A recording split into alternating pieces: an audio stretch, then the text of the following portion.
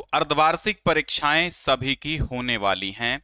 सितंबर जाने को है और अक्टूबर आने को है, यानी सितंबर की समाप्ति के दौरान भी कुछ बच्चों की परीक्षाएं अर्धवार्षिक की होती हैं, कुछ की अक्टूबर में तो पक्की ही होती हैं।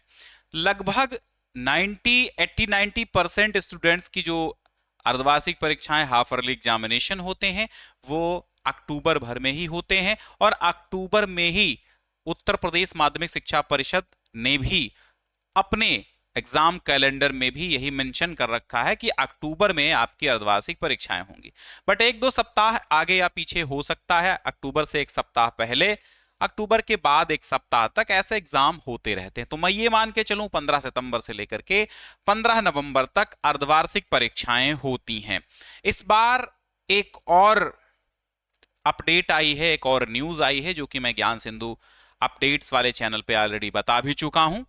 तो आज की इस क्लास में हम लोग ये सिर्फ जानेंगे, आज के इस वीडियो में, कि रियल स्ट्रेटेजी हमारी अर्धवार्षिक परीक्षाओं के लिए क्या होनी चाहिए, यानी हम लोग कितना पढ़ें। तो पहले नंबर पे बात ये आती है, क्या अर्धवार्षिक परीक्षाएं इंपॉर्टेंट हैं? अगर अर्धवार्षिक परीक्षाएं ना दें तो क्या होगा? बहुत सारी बातें हैं। देखिए, नंबर 1, अगर आप पढ़ाई के क्रम में हैं और सुचारू रूप से आपका अध्ययन चल रहा है तो आपको 100% अनिवार्य है अर्धवार्षिक परीक्षाएं, त्रैमासिक परीक्षाएं, मासिक परीक्षाएं जो भी विद्यालय के द्वारा कराई जाती हैं, जो भी क्रियाकलाप कराए जाते हैं, उन सब में भाग लेना बेहद जरूरी होता है। अगर आप बीमार हैं या किसी कारणवश अर्धवार्षिक परीक्षाएं नहीं दे पाते हैं तो विद्यालय की ओर से अलग प्रश्न पत्र बना करके या अलग तरीके से आप जब ठीक हो जाते हैं तो करवा दी जाती हैं। लेकिन वो तो विद्यालय की मंशा पर आधारित है कि आप बीमार हैं, आपकी बीमारी के दौरान वहां अर्धवार्षिक परीक्षाएं हुई, आपने पेपर नहीं दिए, तो विद्यालय पर डिपेंड करता है, प्रधानाचार्य पर डिपेंड करता है, वहां के अध्यापकों पर डिपेंड करता है, वहां के रूल्स एंड रेगुलेशंस पर डिपेंड करता है कि आपकी एग्जाम कराए जाएं कि नहीं कराए जाएं। ये सब विद्यालयों पर आधारित है। ठीक है, इंपॉर्टेंट अर्धवार्षिक परीक्षाएं इसलिए हैं। यहां पर एक और हमने बात लिखी है, क्या यूपी एमएसपी को जाएंगे अंक? अब ये वाली बात जो है बहुत ही ज्यादा आपके लिए इंपॉर्टेंट है। सबसे पहले मैं आपको ये अपडेट ही दिखा देता हूं ताकि आपको पता चले कि आपको जाना है एग्जाम देने कि नहीं जाना है, और इंपॉर्टेंट है कि नहीं है। तो ये एक अपडेट आई थी, न्यूज आई थी कि यूपी बोर्ड की वेबसाइट पर अपलोड होंगे अर्धवार्षिक परीक्षाओं के अंक। देखो, मैं निचोड़ बता देता हूं, ये न्यूज बिल्कुल 100% सही है। जब से कोरोना काल आया उसी 2021 के दरमियान ये वाले जो नियम थे लागू हुए थे कि अब से कक्षा 9 से लेकर के 12 तक सभी विद्यार्थियों के अर्धवार्षिक, वार्षिक, प्री बोर्ड तमाम परीक्षाएं जो होती हैं विद्यालय में, और मेन यही होती हैं अर्धवार्षिक, वार्षिक और प्री बोर्ड, तो इनके अंक वेबसाइट पर अपलोड किए जाएंगे। क्यों? क्योंकि भविष्य में अगर ऐसी कोई महामारी पुनः वापस लौटती है तो इन्हीं अंकों के माध्यम से आपको प्रमोट किया जा सके, बिना परीक्षा के पास किया जा सके। तब से लेकर अब तक हर वर्ष अर्धवार्षिक और वार्षिक परीक्षाओं के अंक जो हैं वो अपलोड होते हैं। ये वीडियो क्लास 11-12 सबके लिए है, 9 से 12 सबके लिए है। कुल मिला के मुख्य जो बात करेंगे वो हम क्लास 12 के लिए करेंगे, जो आगे हम बताएंगे वो क्लास 12 के लिए होगा, लेकिन आधे से ज्यादा वीडियो हर क्लास के लिए है, इसीलिए मैंने वीडियो पे क्लास नहीं डाला है थंबनेल पे। तो अब जब परीक्षाओं के अंक यूपी बोर्ड की वेबसाइट पर अपलोड होंगे, अगर आपने परीक्षा नहीं दी है तो क्या कोई अपने पास से तो अंक अपलोड करेगा नहीं। वो अलग बात है विद्यालय में आप अपने आप से कोई कर दे तो, बट नियम तो यही है, सही तरीका तो यही है कि आपने एग्जाम नहीं दिया है तो आपके अंक वेबसाइट पर अपलोड नहीं होंगे। इसलिए इसकी इंपॉर्टेंस बहुत ज्यादा बढ़ जाती है, अर्धवार्षिक की और प्री बोर्ड की, सबकी इंपॉर्टेंस इसीलिए बढ़ जाती है कि भैया आप एग्जाम देंगे तभी अंक चढ़ेंगे। कितने चैप्टर पढ़ने हैं? देखिए, इसमें कई हम बातें बताएंगे। कहां से पेपर बनेंगे, कितने चैप्टर पढ़ने हैं, तो सबसे पहले हमारी बात सुनो। देखिए, जो इसके जो प्रश्न पत्र होते हैं, इसके जो प्रश्न पत्र होते हैं, मेरी बात बड़े ध्यान से सुनना भाई। प्रश्न पत्र दो तरीके से बनते हैं। एक विद्यालय के अंदर, एक अंदर वाले प्रश्न पत्र होते हैं, एक बाहर वाले होते हैं। अंदर वाले कौन से होते हैं? अंदर वाले यानी स्वयं अध्यापक स्वयं बनाता है, बाहर वाले किसी ये प्रिंटिंग प्रेस से आते हैं। अब अगर आपके ये 9, 10, 11, 12 सभी लोग सुने, अगर आपका जो पेपर है, आपके जो पेपर हैं वो कौन बनाते हैं? आपके पेपर अगर विद्यालय के अंदर बनते हैं तो आपको कितना पढ़ना है? तो आपको पढ़ना है अध्यापक के अनुसार। ठीक है, आपको अपने अध्यापक के अनुसार पढ़ने हैं, यानी अध्यापक के पढ़ाए हुए सिलेबस को ही पढ़ना है। अगर आपके पेपर आपके विद्यालय के अंदर ही आपके क्लास टीचर, सब्जेक्ट टीचर बनाते हैं, तो आपको सब्जेक्ट टीचर ने जितना पढ़ाया है, जितना लिखाया है, वो वहीं से अर्धवार्षिक परीक्षाएं यानी लगभग सितंबर तक जितना भी पढ़ाया लिखाया है वो वहीं से पेपर बनाएंगे। तो आपको फिर इनके अकॉर्डिंग पढ़ने की जरूरत है।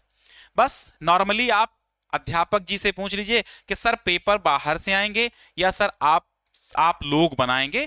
वो आपको नॉर्मली आप रिक्वेस्ट के तौर पे, प्रार्थना के तौर पे पूछिए, विनती करके पूछिए, क्योंकि अध्यापक हैं तो आपको बता देंगे कि हाँ भैया पेपर हम ही बना रहे हैं और जितना पढ़ाया है उतने से ही आएगा।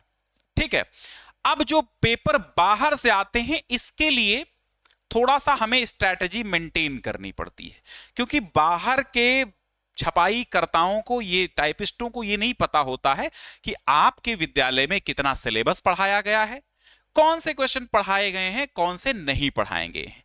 वो उठाते हैं आपका 60% सिलेबस। ठीक है, 60% सिलेबस से वो लोग चीजें उठा लेते हैं, लगभग आधे से ज्यादा कह सकते हैं, अरे आप आधा मानिए, यानी आधे सिलेबस से आधे से चीजें उठाते हैं। तो ऐसे में आपके यहां भले ही आधा सिलेबस पूरा ना हुआ हो, फिर भी आपको आधे सिलेबस तक चीजें पढ़नी चाहिए अगर बाहर से पेपर प्रिंट होके आते हैं तो। क्योंकि बाहर का मतलब है कि वो तो आपको उसी अकॉर्डिंग पेपर टाइप करेंगे जिस अकॉर्डिंग यूपी बोर्ड ने निर्धारित कर रखा। यूपी बोर्ड ने वैसे निर्धारित कर रखा है 60% सिलेबस, अथवा सितंबर माह तक पढ़ाया गया जितना सिलेबस हो। ठीक है, तो दो तरीके से पेपर आपके बनते हैं। अगर पेपर अंदर से है तो आपको कुछ भी ज्यादा स्ट्रेटजी बनाने की जरूरत नहीं, बस उतना ही पढ़ लीजिए जितना आपके अध्यापक ने पढ़ाया और लिखाया है। लेकिन कुछ विद्यालयों में ऐसा होता है, मान लो अभी तक मान लो 7वां चैप्टर आधा है और वहां तक नहीं पहुंचा है, और 7वां चैप्टर आपका आना अनिवार्य है, पढ़ाया नहीं गया है, तो वो तो आता है। जैसे कक्षा 12 का अगर उदाहरण हम लें तो सामान्य हिंदी वालों के आते हैं श्लोक। तो श्लोक, सुभाषित, रत्नानी सामान्य हिंदी वालों को एक पहला ऐसा चैप्टर पढ़ना होता है जिसमें श्लोक होते हैं, वहां से आता जरूर है। तो अगर नहीं पढ़ाया गया तो भी वो आएगा, पढ़ाया गया तो आएगा ही। ठीक है, तो इस तरह की स्ट्रेटेजी आपको तय करनी है नंबर 1 पे। अब हम आगे बात कर लेते हैं, जो कक्षा 12 के विद्यार्थी हैं, 12th वालों को हिंदी में क्या क्या तैयार करना है, 12th वालों को हिंदी में क्या पढ़ना है। वैसे मेरे अकॉर्डिंग कि इतनी चीजें इंपॉर्टेंट होती हैं और अर्धवार्षिक में हमेशा इतनी चीजें जरूर आती हैं, तो मेरे अकॉर्डिंग ये चीजें आप पढ़िए। बाकी मैंने जैसा बताया कि पेपर अगर आपके विद्यालय में अध्यापक बनाते हैं तो आपको उन्हीं के अकॉर्डिंग अर्धवार्षिक के लिए पढ़ाई करनी है। लेकिन प्री बोर्ड, अर्धवार्षिक सब कुछ इंपॉर्टेंट बहुत होता है। पेपर आपको उसी तरह देने हैं जैसे आप बोर्ड एग्जाम दे रहे हो, जैसे आपकी असली परीक्षा हो रही हो, तभी आपकी सही तरीके की परख होगी। और ये जो अंक हैं ये भी थोड़ा सा आपको मोटिवेट करेंगे। अच्छे अंक आएंगे तो आप और अच्छे से मोटिवेट होंगे पढ़ाई के लिए, और थोड़ा सा अगर गिरे हुए अंक आएंगे तो भी और मोटिवेट होंगे कि हम अपने आप को सुधार सकें। परीक्षाएं इसीलिए समय समय पर कराई जाती हैं कि समय समय पर आप में जो कमियां हैं, जो दोष हैं, वो कम करते रहें, आप हटाते रहें। तो आपको ये 3 चैप्टर जो हिंदी लिए हैं कक्षा 12 में, हिंदी तो सभी के पास है, तो जो साहित्यिक हिंदी, सामान्य हिंदी सभी के लिए मैं बता रहा हूं। राष्ट्र का स्वरूप, अशोक का फूल, रॉबर्ट नरसिंह होम में, ये 3 चैप्टर कतई नहीं छोड़ना है। बाकी लोगों को लगभग, बाकी लोग जो 9 से 12 तक हैं उनके लिए यही स्ट्रेटजी है कि भैया अगर आपको 40% तैयारी तो करके ही जानी है। 40% का मतलब है कि अगर आपके किताब में 10 पाठ हैं तो शुरुआत के 4 पाठ तैयार करिए। काव्य में अगर 10 पाठ हैं तो 4 शुरुआत के तैयार करिए। गद्य में अगर 6 पाठ हैं तो शुरुआत के 3 और 2 तो तैयार ही कर लीजिए। इस तरह की स्ट्रेटजी बनाएंगे तो बहुत काम आएगा। ठीक है, तो ये 3 चैप्टर रामबाण सिद्ध होने वाले हैं अर्धवार्षिक में, और समय समय पर स्क्रीनशॉट लेते रहना। इसके बाद सबसे महत्वपूर्ण चैप्टर जो है पद्य में, काव्य में कौन कौन से हो सकते हैं, तो पद्य में प्रारंभ के 4 चैप्टर आपको पढ़ने हैं। मतलब बाकी तो आधे से ज्यादा पढ़ना ही है आपको, लेकिन ये पास होने की स्ट्रेटजी है कि अभी तक कुछ नहीं पढ़ा है तो ये 4 चैप्टर प्रारंभ के, स्टार्टिंग के कायदे से पढ़ के जाइए, उनका कुछ मत छोड़िए। शुरुआत से बहुत आता है अर्धवार्षिक में, इसलिए। फिर बात करेंगे कि सबसे महत्वपूर्ण जीवन परिचय कौन है, तो ये वीडियो आप देख लिए, लगभग 1 लाख लोग देखने वाले हो रहे हैं, 83,000 बच्चों ने देखा भी 1 महीने में ही। इंपॉर्टेंट जीवन परिचय, साहित्यिक परिचय 2026 के लिए कौन से हैं, 20 मिनट का वीडियो है, देख लीजिए। इसमें मैंने पूरा एनालिसिस करके आपको बताया है कि, और ये भी एक वीडियो बना चुके हैं हम कि साहित्यिक परिचय लिखना कैसे है साहित्यिक हिंदी, सामान्य हिंदी वालों को। ठीक है, तो 2026 में कौन से साहित्यिक परिचय इंपॉर्टेंट, जितने इसमें इंपॉर्टेंट बताए हैं वही तैयार कर लो, वो आपके बोर्ड तक काम करेंगे अर्धवार्षिक के लेकर के। इसके बाद बात करेंगे संस्कृत भाग में आपको क्या पढ़ लेना है, तो भैया संस्कृत भाग में आपको सिर्फ और सिर्फ इतनी चीजें ध्यान रखना है। सुभाषित रत्नानि तो 100% इंपॉर्टेंट है ही, ये तो आना ही है, बाकी मैं पढ़ा सब चुका हूं लगभग। संस्कृत पूरी समाप्त है। भोजस्य औदार्यम पहला ही चैप्टर है। संस्कृत भाषाया महत्वम और जातक कथा, 3 गद्य के और 1 ये पद्य का जरूर पढ़ लीजिएगा। इससे इतने से ही आपके 14 अंक पक्के हो जाएंगे, समझ गए, इतने से ही 14 अंक पक्के हो जाएंगे। तो इन चैप्टर्स को संस्कृत में कतई नहीं छोड़ना है। ठीक है, इसके बाद व्याकरण में, अब भैया व्याकरण में बात अगर करें तो ये तो संपूर्ण ही पढ़नी होगी, क्योंकि बाकी आपके अपने जितना लिखाया जा चुका आपके स्कूल में उतना, लेकिन जो पेपर बनता है उसमें तो सारा चीजें कवर होती हैं, सारी चीजें कवर होती हैं। ये नहीं कि हम व्याकरण में मुहावरे को लोकोक्तियां नहीं देंगे, वो भी आती हैं, भले पढ़ाया ना गया हो आपके यहाँ। तो व्याकरण मतलब लगभग संपूर्ण एक बार आप 1 शॉट में देख के जाइएगा, व्याकरण तो पूरी करा चुके हैं लगभग।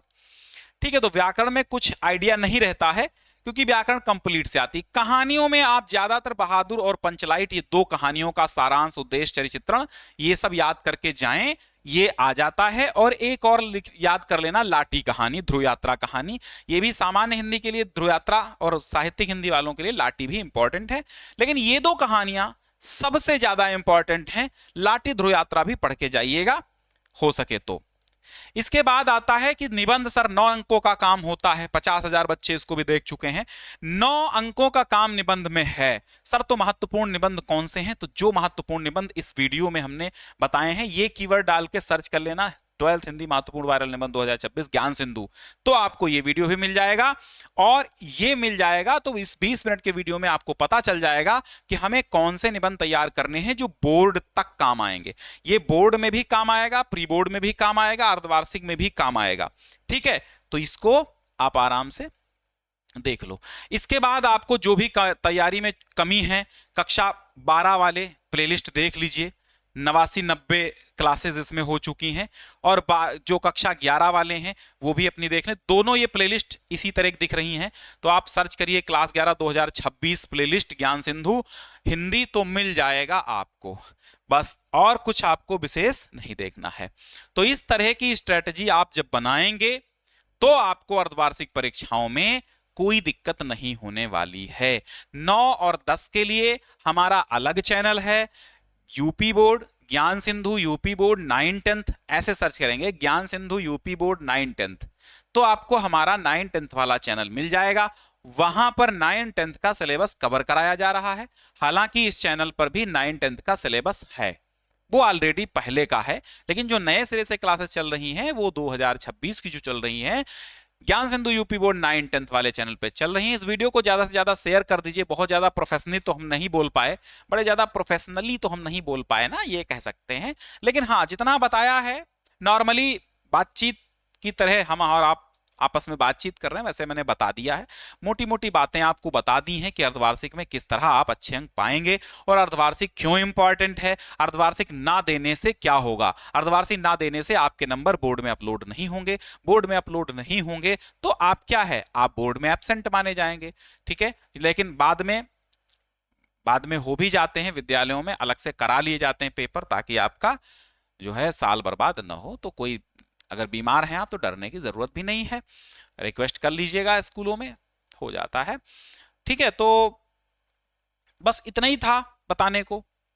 आज क्लास बस इतनी ही चलेगी, क्योंकि बस ज्यादा बताना नहीं। अब आप प्लेलिस्ट में जाइए, तैयारी फटाफट शुरू कर दीजिए।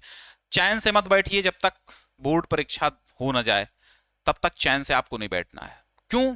क्योंकि कर्म करने वाले ही आगे निकलते हैं और कर्म करने से ही भाग्य रेखाएं बदल जाती हैं। बेस्ट ऑफ लक, जल्दी जाइए, अच्छे से परीक्षा दीजिए और जल्दी जाइए पढ़ लीजिए।